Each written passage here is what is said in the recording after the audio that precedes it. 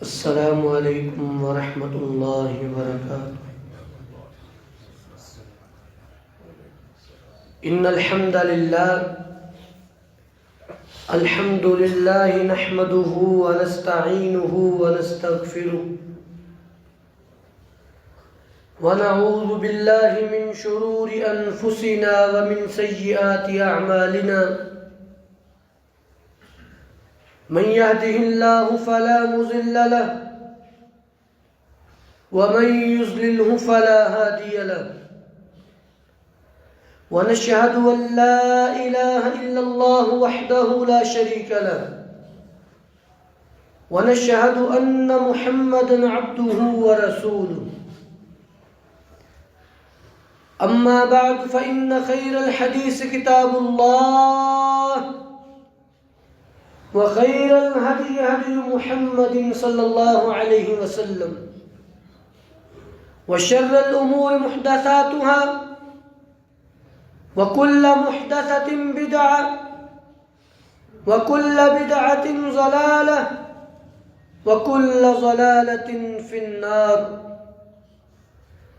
يا أيها الذين آمنوا اتقوا الله حق تقاته ولا تموتن إلا وأنتم مسلمون يا أيها الناس اتقوا ربكم الذي خلقكم من نفس واحدة وخلق منها زوجها وبث منهما رجالا كثيرا ونساء واتقوا الله الذي تساءلون به والأرحام إن الله كان عليكم رقيبا يا أيها الذين آمنوا اتقوا الله وقولوا قولا سديدا يصلح لكم أعمالكم ويغفر لكم ذنوبكم ومن يطع الله ورسوله فقد فاز فوزا عظيما اللهم صل على محمد وعلى آل محمد كما صليت على إبراهيم وعلى آل إبراهيم إنك حميد مجيد اللهم بارك على محمد وعلى آل محمد كما باركت على إبراهيم وعلى آل إبراهيم إنك حميد مجيد أعوذ بالله من الشيطان الرجيم بسم الله الرحمن الرحيم فأما من أعطى واتقى وصدق بالحسنى فسنيسره لليسرى۔ ہر قسم کی حمد و ثنا، تعریفات، تکبیرات، تمجیدات، تسبیحات اس اللہ خالق و مالک کے لیے جس اللہ نے یہ زمین بنائی، آسماں بنائے، ان گنت لا تعداد بے شمار درود و سلام امام الانبیاء، امام الہدا، جناب محمد الرسول اللہ صلی اللہ علیہ وسلم کی ذات اقدس پر۔ حضرات ذی وقار، یہ دنیا کی زندگی ایک امتحان گاہ ہے۔ کسی کو اس کے علم میں آزمایا جاتا ہے، کسی کو مال دے کر آزمایا جاتا ہے، کسی پر مصیبتیں، پریشانیاں ڈالی جاتی ہیں۔ ہر شخص اس کا امتحان لیا جا رہا ہے۔ انسانی تاریخ میں ایسی بے شمار مثالیں موجود ہیں کہ جس میں لوگ اپنے مال کی وجہ سے ایسے تکبر میں پڑے کہ ہلاک ہو گئے۔ ان کی مالی نخوت نے انہیں برباد کر دیا۔ اور کچھ ایسے خوش نصیب بھی ہیں کہ جن کو اللہ رب العالمین نے بہت زیادہ مال دیا،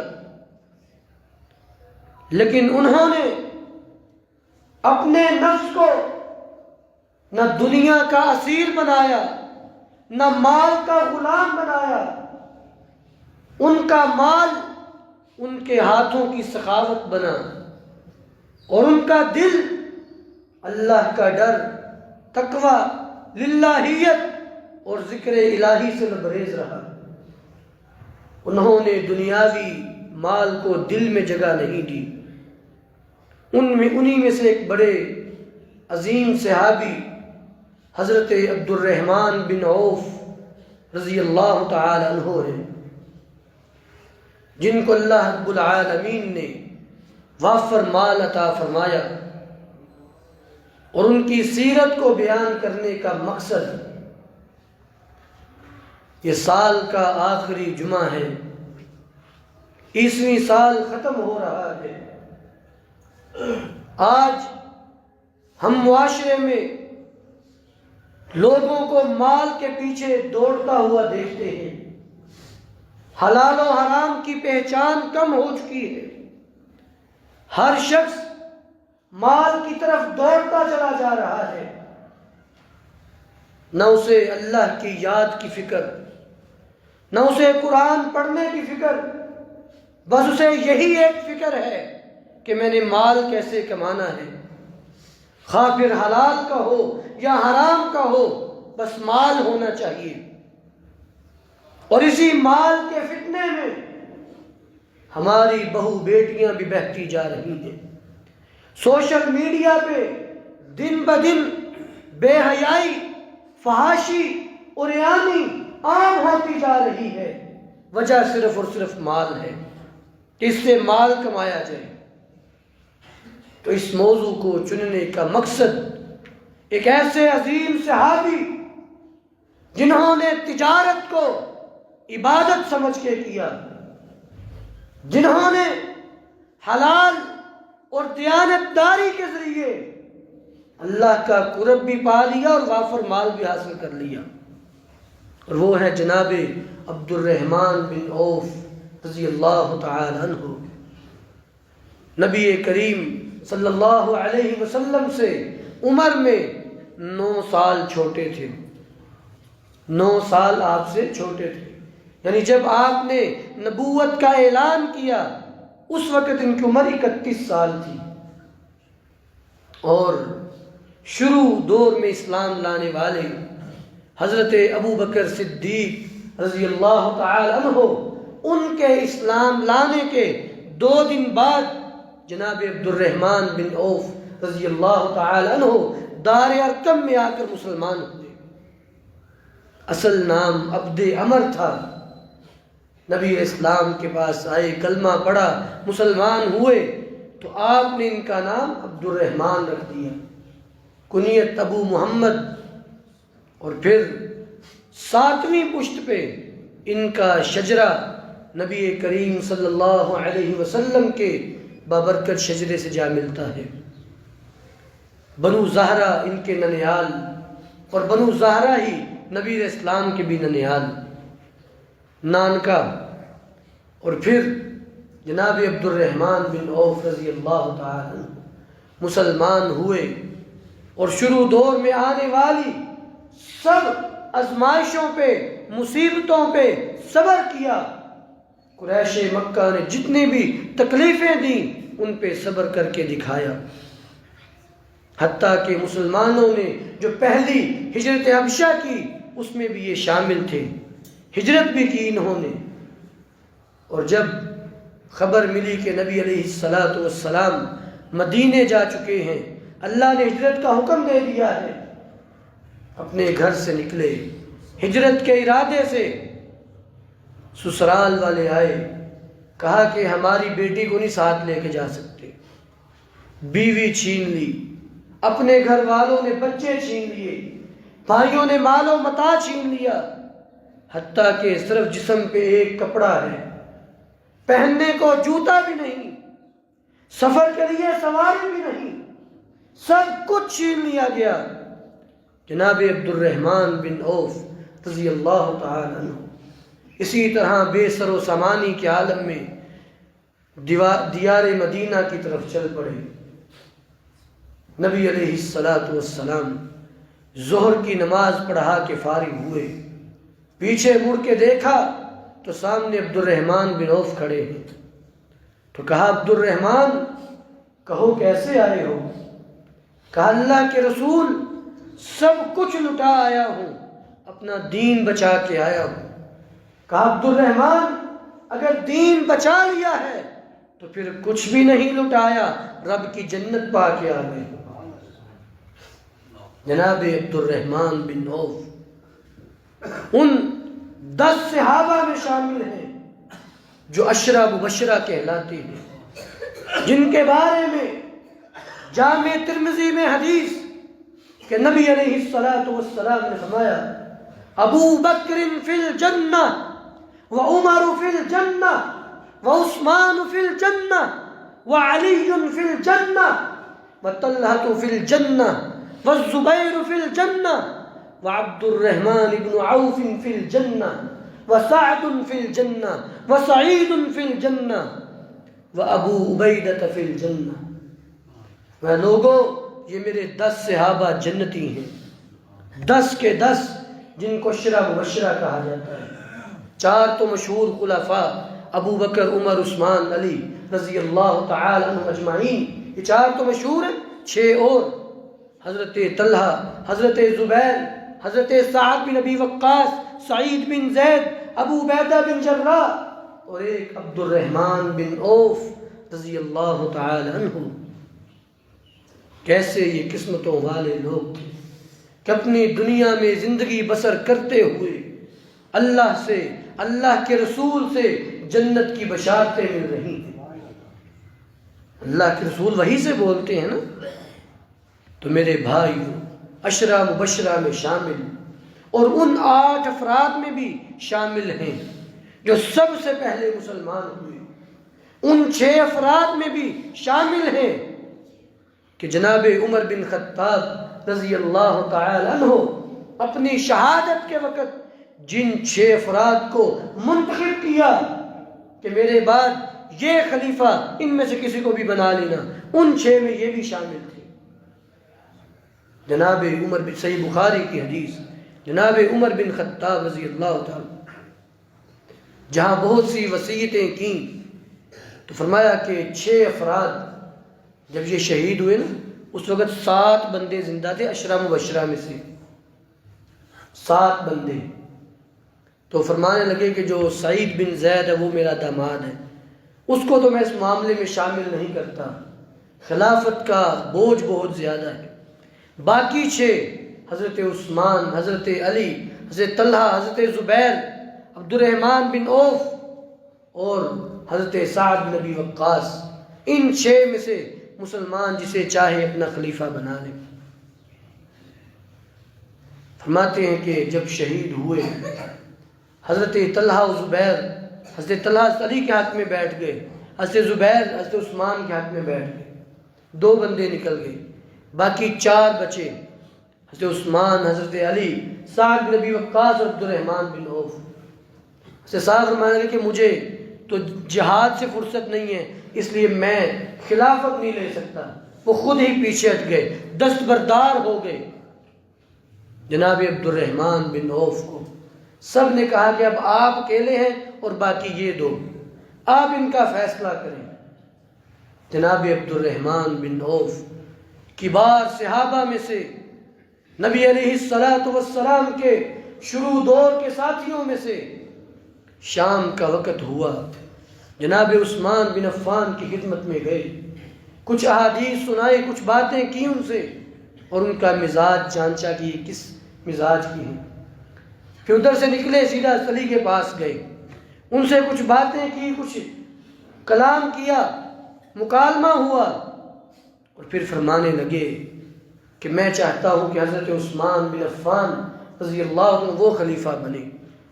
اور اس طرح جناب عثمان بن عفان رضی اللہ تعالی عنہ خلیفہ منتخب ہوئے، اور جناب عبد الرحمن بن عوف رضی اللہ تعالی عنہ ان کو ایک ایسا شرف حاصل ہے جو اس کائنات میں کسی کو بھی حاصل نہیں ہے، کسی اور صحابی کو بھی حاصل نہیں ہے۔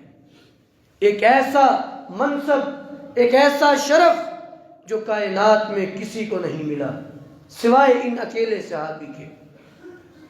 جناب صحیح بخاری کی روایت، حضرت مغیرہ بن شعبہ بیان فرماتے ہیں رضی اللہ تعالی عنہ کہ نبی علیہ السلام کو دو قبیلوں کے بارے میں اطلاع ملی کہ وہ آپس میں جھگڑ رہے ہیں، آپ ان کی صلح کروانے کے لیے چلے گئے۔ ادھر سے نماز کا وقت ہو گیا، فجر کی نماز کا ٹائم تھا، صحابہ انتظار کرتے رہے، آپ نہ آئے، حتیٰ کہ صحابہ نے حضرت عبد الرحمن بن عوف رضی اللہ عنہ کو آگے کر دیا کہ آپ نماز پڑھائیں۔ نماز پڑھانا شروع کی، ابھی ایک رکعت پڑھائی تھی کہ نبی علیہ السلام آ گئی، پیچھے ہٹنے لگے، آپ نے اشارہ کیا او بیدہ اللہ یتأخر، میں پیچھے نہ ہٹو، اپنی جگہ پہ رہو۔ پھر نماز پڑھاتے رہے۔ نبی علیہ السلام سرور دو عالم، جہانوں کے سردار، امام الانبیاء، آپ نے ان کے پیچھے ایک رکعت نماز پڑھی۔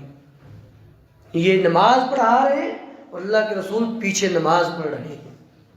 کائنات میں کسی اور کو یہ مقام نہیں ملا، حتیٰ کہ نبی علیہ السلام نے حضرت ابوبکر صدیق کے پیچھے بھی کبھی کوئی نماز نہیں پڑھی۔ یہ واحد صحابی ہیں کہ ان کے پیچھے آپ نے نماز پڑھی ہے۔ یہ بہت بڑا ایک شرف ہے جو ان کو حاصل ہے کہ یہ نماز پڑھا رہے ہیں، امام ہیں، اور جناب رسول اللہ صلی اللہ علیہ وسلم نمازیوں میں پیچھے کھڑے ہیں۔ تو میرے بھائیو، حضرت عبد الرحمن بن عوف رضی اللہ تعالی عنہ، اللہ رب العالمین نے ان کو وافر مال عطا کیا۔ جب مدینہ میں آئے، ہجرت کی، نبی علیہ السلام نے حضرت سعد بن ربیع کا بھائی بنا دیا۔ مدینے میں حضرت سعد بن ربیع بڑے مالدار تھے۔ مان کہ اللہ کے رسول، میرے دو باغ ہیں، میں ایک باغ اپنے اس بھائی کو دیتا ہوں، میری دو بیویاں ہیں، میں ایک کو طلاق دے دیتا ہوں، عبد الرحمن سے کہیں اس سے نکاح کر لیں۔ فرمانے لگے کہ لا حاجت لی فی مالکا، مجھے تمہارے مال کی ضرورت ہی نہیں ہے، بس تم میرے بھائی مجھے صرف بازار کا راستہ بتا دو۔ کہ تاجر تھے اور کامیاب ترین تاجر، بازار گئے، تجارت کی، کچھ مال خریدا، کچھ بیچا، شام کو گھر آئے اور ساتھ ہی راشن بھی لیتے ہیں۔ اور ان سے کسی نے پوچھا کہ آپ کی تجارت کا راز کیا ہے؟ آپ اتنے مالدار ہیں، آپ کی تجارت کا راز کیا ہے؟ تو فرمانے لگے کہ میں دو باتیں ہمیشہ ذہن میں رکھتا ہوں، میں تجارت کو عبادت سمجھ کے کرتا ہوں، اور یہ بہت بڑی بات ہے۔ میں یہ کہتا ہوں کہ بہت سے ایسے تاجر جو اپنی تجارت کے ذریعے اللہ کا قرب حاصل کر لیتے ہیں، اور کئی ایسے بھی بدبخت ہوں گے جو مصلوں پہ کھڑے ہونے والے، نمازیں پڑھانے والے پیچھے رہ جائیں گے اور یہ تاجر آگے گزر جائیں گے۔ کئی مرتبہ ناظرہ پڑھانے والے صحیح بخاری پڑھانے والوں سے آگے گزر جاتے ہیں۔ یہ نیت کا فرق ہے، اخلاص کو اللہ نے دیکھنا ہے۔ بہرحال گھتے میں تجارت کو عبادت سمجھ کے کرتا ہوں، اور دوسری بات، میں زیادہ منافع کی لالچ نہیں رکھتا، کم منافع پہ بیچ دیتا ہوں۔ اور پھر خود فرماتے ہیں کہ ایک مرتبہ ایسے ہوا کہ میں نے 2000 اونٹ خریدے، 2000۔ اب جس قیمت میں نے خریدے، میں نے بڑی کوشش کی اس سے زیادہ ریٹ نہ ملے، ایک درہم بھی ریٹ زیادہ نہ ملے، اتنے کے جتنے میں نے خریدے اتنے کے بکے۔ تو میں نے کہا چلو ٹھیک ہے، اتنے کے بیچ دیتا ہوں۔ اور میں نے خریدار سے کہا کہ ان کی رسیاں میں نہیں دوں گا، اتنی قیمت میں ہی لے لو، ان کی رسیاں میں اتار لوں گا۔ ٹھیک ہے، اتار لے لو۔ ان کی ساری رسیاں اتار لی، 2000 رسیاں اتار لی، اونٹ بیچ دیے۔ مطلب وہ 2000 رسیاں بعد میں ایک درہم کے بدلے میں نے 2000 درہم کی بیچ دی۔ اللہ نے اس میں بھی تجارت میں نفع دے دیا۔ تو یہ تھے جناب عبد الرحمن بن عوف رضی اللہ تعالی. فرماتے ہیں ایک دن صحیح بخاری کی روایت میں آیا تو میں نے نا خوشبو لگا رکھی تھی، تو نبی علیہ السلام نے مسکراتے ہوئے پوچھا عبد الرحمن بڑے مہک رہے ہو، کیا بات ہے؟ تو میں نے کہا اللہ کے رسول انی تزوجت امرأۃ من الانصار، میں نے ایک انصاری عورت سے شادی کر لی ہے. آپ نے پوچھا کہ کم سکتا فیہا، کتنا حق مہر دیا ہے؟ تو میں نے کہا کہ علی وزن نواۃ من ذہب، ایک سونے کی ڈلی اتنی سی، کھجور کی گٹھلی جتنی سونے کی ڈلی وہ میں نے دی ہے حق مہر میں. آپ نے فرمایا کہ اولم ولو بشاۃ، عبد الرحمن ولیمہ کرو خواہ ایک بکری سے کیوں نہ کرو. اب اس حدیث سے 2-3 باتیں سمجھ آئیں.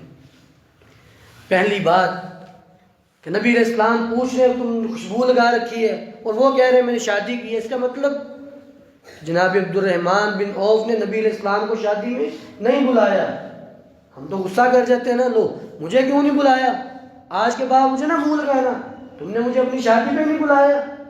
ہم تو چھوٹی چھوٹی باتوں پہ زندگی بھر کے ناطے توڑ کے بیٹھ جاتے ہیں. ایسا نہیں ہونا چاہیے. اگر نہیں بلایا تو کوئی بات نہیں، اس میں کون سا کوئی حرج والی بات ہے. کس نے بلا لیا تو ٹھیک ہے، نہیں بلایا کوئی بات نہیں.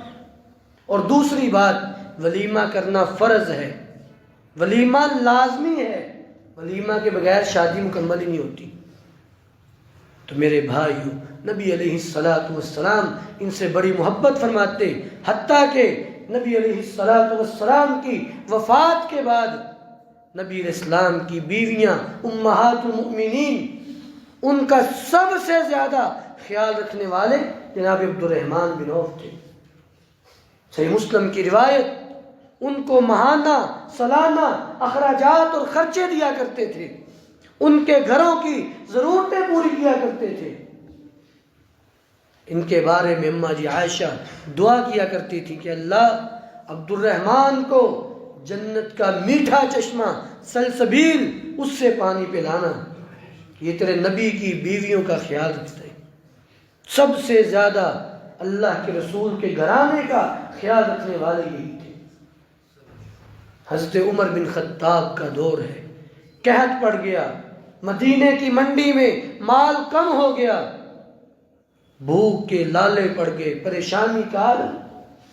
اسی دوران شام سے قافلہ آیا جناب عبد الرحمن بن عوف کا، 700 اونٹوں کا قافلہ اور اناج اور مال سے لدا ہوا. کسی نے حدیث بیان کی کہ میں نے امی جان اماں جی عائشہ صدیقہ سے سنا، فرماتی ہیں کہ میں نے نبی علیہ السلام سے سنا کہ میرا عبد الرحمن اچھلتا ہوا جنت میں جائے گا. حدیث رسول سنی، خوشی کا عالم، دوڑتے ہوئے آئے اور کہا اماں جان میں نے یہ حدیث سنی ہے. کہا ہاں عبد الرحمن میں نے ڈائریکٹ یہ بات اللہ کے رسول سے سنی ہے. آپ نے فرمایا تھا عبد الرحمن اچھلتا ہوا جنت میں جائے گا. اتنے خوش ہوئے، خوشی کا عالم کہ پورے کے پورا قافلہ اللہ کے راہ میں صدقہ کر دیا. تو یہ تھے جناب عبد الرحمن بن عوف جنہوں نے اللہ سے آخرت کا سودا کیا. ایک موقع پہ 1500 عربی گھوڑے جہاد کے لیے دیے، ایک موقع پہ 500 گھوڑے دیے. جناب عبد الرحمن بن عوف رضی اللہ تعالی، صحیح مسلم کی روایت، ان کی ایک جگہ تھی، انہوں نے نا وہ جگہ بیچ دی 40,000 دینار کی. دینار ہوتا ہے سونے کا سکہ، اور سونے کی مالیت آپ جانتے ہیں آج کل کیا ہے. یہاں پہ ہے کوئی بھائی سنے آ رہا؟ تو سونا 1 دینار کے اندر 4.25 گرام ہوتا ہے. نبی علیہ السلام کے دور میں جو دینار چلتا تھا اس کا وزن کتنا تھا؟ 4.25 گرام، یہ اس کا وزن تھا. اور 1 گرام سونا ابھی میرے اندازے کے مطابق تقریباً 40,000 کا ہے. 1 گرام تقریباً یا 35,000 کے، 35 سے 40,000 کے درمیان اتنا ہی ہے. تو آپ دیکھیں کہ 40,000 کو آپ 4 سے ضرب دے لیں، 4.25 سے ضرب دے لیں. ابھی اللہ کے رسول کے زمانے میں جو دینار تھا ابھی اس کی موجودہ قیمت 1,70,000 روپے ہے، جو بھی میں جمعے سے پہلے بنا رہا تھا. اور پھر 40,000 دینار وہ جگہ بیچی اور سارے کے سارے پیسے نبی علیہ السلام کی بیویوں میں تقسیم کر دیے. اپنے گھر میں 1 دینار 1 سکہ بھی نہیں لیتی تھی. اور اللہ نے کتنے مال سے نوازا تھا.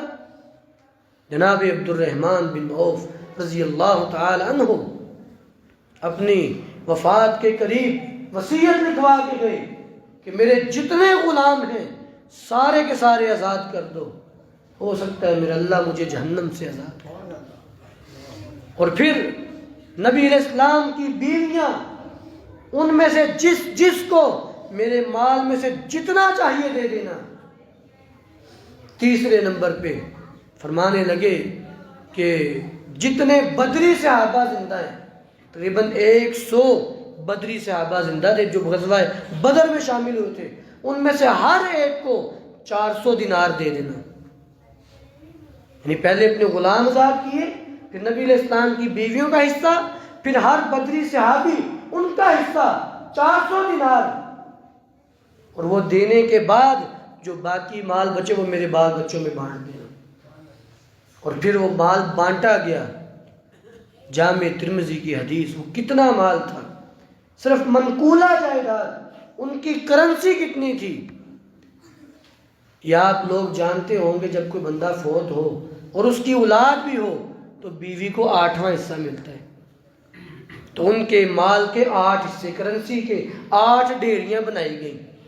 ایک ڈھیری اس میں سے نکال لی بیویوں کے لیے. اب بیویاں 4 تھیں تو پھر اس 8واں حصہ جو تھا اس کی پھر آگے 4 ڈھیریاں بنائی.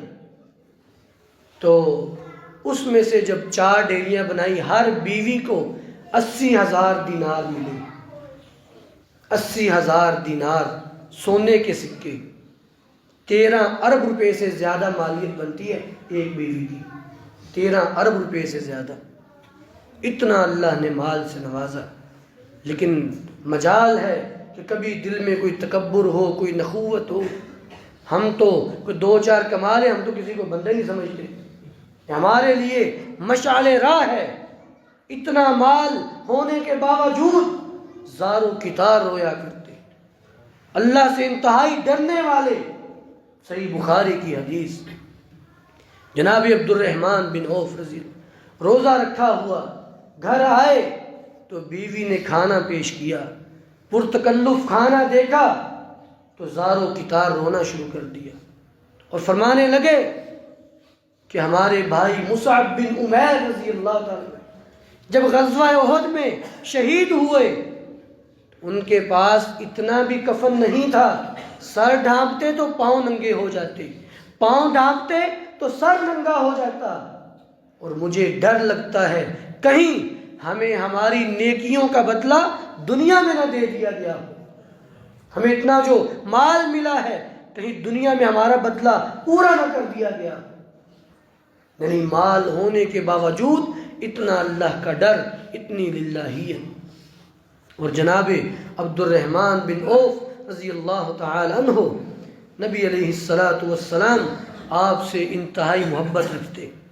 نبی علیہ السلام آپ کے گھرانے کا خیال رکھتے، آپ کے ازواج مطہرات کا خرچہ اٹھاتے. حتیٰ کہ جناب عبد الرحمن بن عوف رضی اللہ تعالی ایک تجارتی قافلہ 2000 اونٹوں پہ مشتمل قافلہ آیا شام سے، مال سے لدا ہوا. جناب اماں جی عائشہ صدیقہ رضی اللہ عنہ فرماتی ہیں کہ جب قافلہ پہنچا جناب عبد الرحمن بن عوف آئے سب سے پہلے میرے پاس اور کہا کہ امی جان مال آیا ہے شام سے، آپ اس میں سے جو آپ کو پسند ہے اور جتنا پسند ہے وہ آپ پسند کر لیجیے. مجھے کچھ چیزیں چاہیے تھی، میں نے لے لی. پھر نبی علیہ السلام کی دوسری بیوی، پھر تیسری، پھر چوتھی، جتنی بھی اس وقت زندہ تھی سب کے پاس گئے اور سب کو اختیار دے کے کہا کہ جو پسند ہے اور جتنا پسند ہے، کوئی کپڑا، کوئی اناج، کچھ بھی تو آپ لے سکتے ہیں. جب ان سب نے اپنا اپنا حصہ لے لیا پھر وہ اپنا باقی مال اپنے قبضے میں کیا. تو نبی علیہ السلام اور نبی علیہ السلام نے یہ بات فرمائی تھی اپنی بیویوں سے، میں تھا کہ میرے بعد تمہارا سب سے زیادہ خیال وہ شخص رکھے گا جو صابر بھی ہے اور شاکر بھی ہے اور اللہ اس سے راضی ہے۔ اور اس حدیث کے مطابق جناب عبد الرحمن بن عوف رضی اللہ تعالی اللہ ان سے راضی ہے، وہ اللہ کے رسول کی بیویوں کا خیال رکھتے ہیں، اور نبی علیہ السلام آپ کے گھرانے کا خیال رکھنا یہ بہت بڑی سعادت ہے۔ جناب عبد الرحمن بن عوف رضی اللہ تعالی عنہ جب فوت ہوئے تو ان کے بڑے بڑے پتھر تھے ان کے پاس سونے کے، جب ان کو توڑا گیا توڑتے رہے حتیٰ کہ مزدوروں کے ہاتھ زخمی ہو جاتے، اتنا اللہ نے مال سے نوازا، لیکن پھر بھی ہر وقت تقوی و للہیت سے معمور رہتے۔ اور مجھے صحیح بخاری کی وہ حدیث کہ میں نے یہ سیرت پڑھی کہ نبی علیہ السلام نے فرمایا تھا لا حسد الا فی اثنتین، کہ لوگوں دو شخص ایسے ہیں جن کو دیکھ کے رشک کرنا چاہیے، ان جیسا بننے کی خواہش کرنی چاہیے، ان کو دیکھ کے حسد کیا جا سکتا ہے۔ دو شخص، رجل آتاہ اللہ مالا فہو ينفق منہ آناء اللیل وآناء النہار، ایک وہ شخص جس کو اللہ نے مال دیا ہو، مال سے نوازا ہو، اور وہ دن رات اللہ کے راستے میں خرچ کرتا ہو، اور دوسرے نمبر پہ میں وہ شخص جس کو اللہ نے قرآن کی دولت سے نوازا، قرآن کا علم عطا کیا، اور وہ دن رات اللہ کے قرآن کی تبلیغ میں لگا رہتا ہے۔ ان دو افراد کو دیکھ کے رشک کرنا چاہیے۔ جناب عبد الرحمن بن عوف رضی اللہ تعالی عنہ حضرت عثمان غنی کے دور خلافت میں فوت ہوئے اور مدینہ میں ان کو دفن کیا گیا۔ اللہ رب العالمین ہمیں ان کی سیرت کو سمجھنے کی توفیق عطا فرمائے، اس پہ عمل کرنے کی توفیق عطا فرمائے۔ سبحان ربک رب العزت عما یصفون وسلام علی المرسلین والحمد للہ رب العالمین۔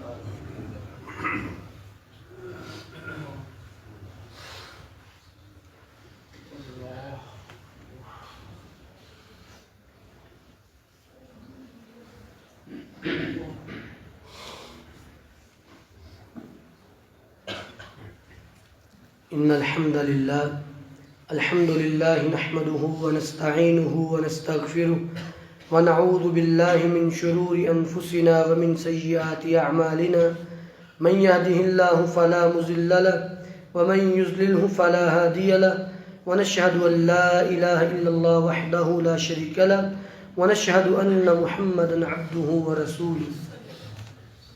پہلے خطبے میں حضرت عبد الرحمن بن عوف رضی اللہ تعالیٰ عنہ ان کے حوالے سے کچھ باتیں بیان ہوئیں۔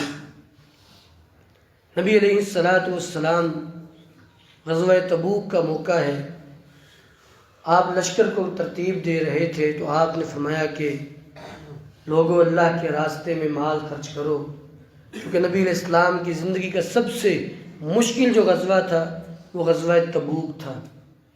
سخت گرمی کا موسم اور صحابہ اکرام تبوک مقام جو کہ یمن کے قریب روم کی جو سرحد یمن تک تھی، تو وہاں پہ آپ جہاد کرنے کے لیے گئے۔